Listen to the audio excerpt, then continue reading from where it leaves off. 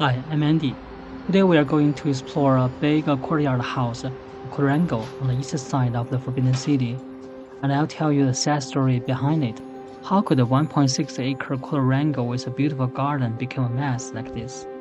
What we could learn from this story is not just a work in feudal dynasties in ancient China, it's universal. The owner of the house is a Manchurian hierarchy official in the late Qing dynasty, Junqi. He became the commissioner of Canton Customs in 1875. Absolute power leads to absolute corruption. After a couple of years stayed in Canton, Junqi was loaded. He not only made a lot of money, but also influenced by the funky Western idea. After he came back to Beijing with his easy money, he wanted to build a fancy house to show off. Normally, the quadrangle was designed in the shape of a rectangle according to the feng shui. But you can see Junqi's house is missing a corner. Maybe this brought his bad luck. Guangdong was more open than Beijing, even today. So Junqi didn't really care about the feng shui. He spent most of his money on this 7,000 square meters quadrangle. There were 6 courtyards surrounded by houses, a theater, and a garden with artificial rockery and pond.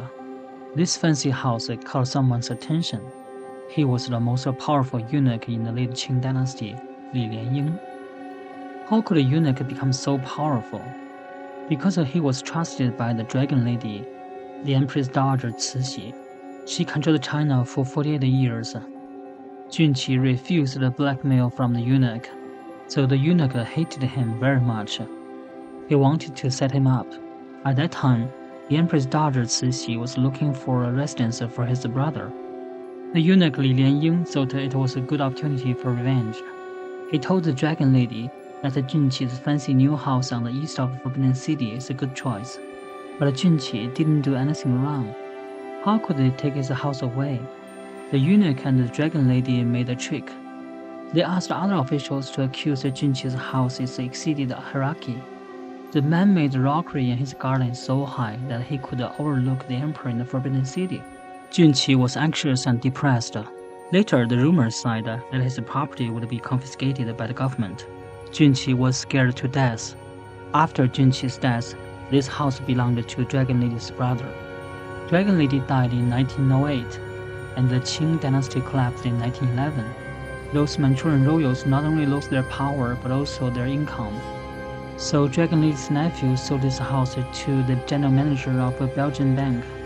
After People's Republic of China was founded in 1949, this house became the dormitory for the people who worked for the government. In old Beijing, one quadrangle was only occupied by one family. There were so many people lived in this courtyard house.